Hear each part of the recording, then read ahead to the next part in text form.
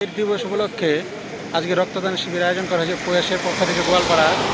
তারই ভিডিও আপনারা আজকে দেখতে পারবেন। তাহলে চলো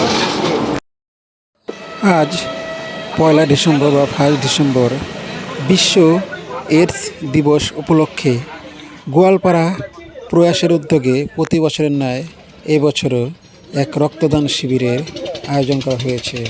সেই রক্তদানের প্রস্তুতি এখন চলছে। দেখুন, বিভিন্ন দর্শক এখানে রক্ত দেওয়ার জন্য রেডি হয়ে গেছে। এখানে ডাক্তারবাবুরা রক্ত নেওয়ার জন্যও রেডি।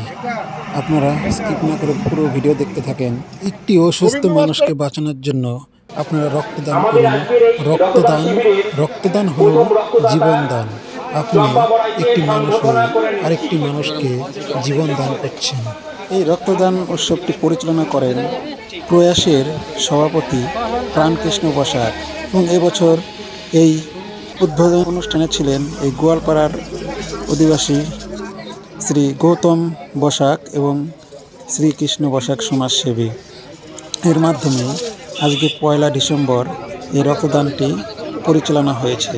এবং আপনারা কে কে রক্ত দিয়েছেন বা কতবার রক্ত দিয়েছেন সেটি আমার এই ভিডিওর মাধ্যমে কমেন্টে আপনারা জানাবেন।